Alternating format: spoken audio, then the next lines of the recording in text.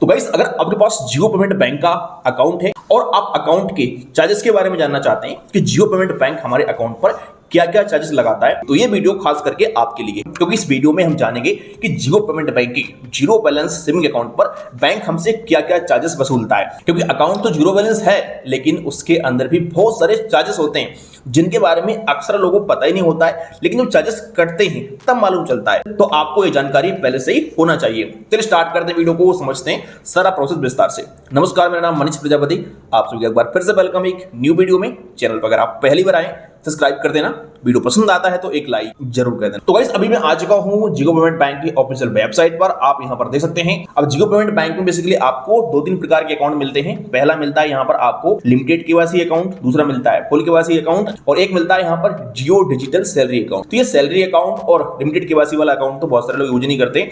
Main जो इनका account होता है वो होता है फुल केवाईसी अकाउंट, जिसको हम जियो पेमेंट बैंक का एक जीरो बैलेंस अकाउंट बोल सकते हैं और अक्सर लोग इसी अकाउंट को यूज करते हैं। बाकी अगर आप कोई और अकाउंट यूज करते हैं जियो का तो उसके बारे में जान सकते हैं। मैं यहां पर बात करने वाला हूं जियो पेमेंट बैंक के फुल केवाईसी वाले अकाउंट की। सबसे पहली बात, मंथली एवरेज बैलेंस जीरो है, यानी कि कोई भी आपको यहां पर मंथली एवरेज बैलेंस नहीं रखना होता है, जीरो बैलेंस अकाउंट है। Non maintenance average balance zero है, बताइए मैंने आपके लिए। अगर बात करते हैं टाइप ऑफ डेबिट कार्ड की, तो यहां पर आपके लिए रुपए प्लेटिनम डेबिट कार्ड मिल जाता है। वर्चुअल डेबिट कार्ड का जो फीस है वो ₹0 है, यानी अकाउंट ओपन करने के बाद आप इनका डेबिट कार्ड जियो फाइनेंस ऐप में या फिर माई जियो ऐप में चेक कर सकते हैं।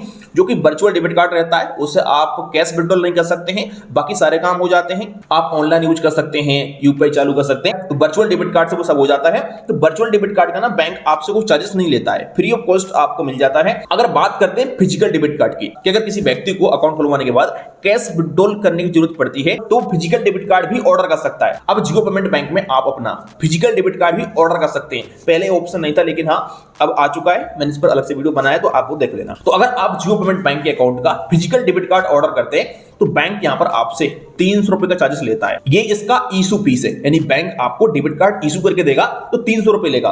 फिर इस डेबिट कार्ड का हर साल आपको ₹300 ही एनुअल मेंटेनेंस चार्जेस भी देना पड़ेगा। डेली ट्रांजैक्शन लिमिट की बात करते हैं तो जो पीओएस मशीन होती है, ऑफलाइन शॉपिंग करने जाते हैं किसी मॉल वगैरह में, तो वहां पर अपने डेबिट कार्ड से आप ₹1.5 लाख तक का ट्रांजैक्शन कर सकते हैं। यहां पर इसकी limit. Daily ATM cash withdrawal की बात करते हैं कि अगर किसी व्यक्ति के पास फिजिकल डेबिट कार्ड है तो उससे कितना पैसा निकाल सकता है, तो आप डेली अपने डेबिट कार्ड से ₹50,000 का कैश विड्रॉल कर सकते हैं। अब हम बात करते हैं मंथली ट्रांजैक्शन लिमिट की, कि जो डेबिट कार्ड आपको मिला है, इस डेबिट कार्ड से हम कितनी बार फ्री में कैश विड्रॉल कर सकते हैं। तो देखो, वैसे ये बात आपको पता ही होगी कि जो जियो पेमेंट बैंक है इसकी ब्रांचेस नहीं होती है, ये पेमेंट बैंक। तो यहां पर आप किसी भी बैंक के एटीएम पे जाकर के अपने जियो पेमेंट बैंक के डेबिट कार्ड से 10 ट्रांजैक्शन कर सकते हैं। फाइनेंशियल और नॉन फाइनेंशियल, ये दोनों इसमें इंक्लूड होते हैं। फाइनेंशियल का मतलब होता है जिससे हम कैश विड्रॉल करते हैं, नॉन फाइनेंशियल का मतलब होता है कि बैलेंस इंक्वायरी करते हैं। और अगर आप ये लिमिट क्रॉस कर जाते हैं कैश विड्रॉल की, तो आपको फिर 11वें ट्रांजैक्शन से हर ट्रांजैक्शन पर, फाइनेंशियल ट्रांजैक्शन करने पर ₹21 प्लस जीएसटी का चार्जेस देना पड़ेगा और नॉन फाइनेंशियल में ₹8 प्लस जीएसटी का चार्जेस देना पड़ेगा। जियो पेमेंट बैंक में कुछ सर्विसेज आपको फ्री मिलती है, जैसे कि बैलेंस लोड मनी फ्री है, आप कर सकते हैं। बिल पेमेंट पर कोई चार्जेस नहीं है, फ्री है। एनईएफटी, आरटीजीएस, आईएमपीएस, यूपीआई, ये सब कुछ यहाँ पर फ्री है। अगर बात करते हैं एसएमएस अलर्ट के चार्जेस की, तो जियो पेमेंट बैंक में आपका एसएमएस अलर्ट का चार्जेस नहीं लगता है, यानी कि यहाँ पर आपको सर्विस फ्री मिलती है, तो काफी अच्छी बात है। मंथली स्टेटमेंट भी यहाँ पर आपको फ्री मिलता है, यानी हर महीने आपका स्टेटमेंट ईमेल आईडी पर बैंक की तरफ से मिल जाएगा,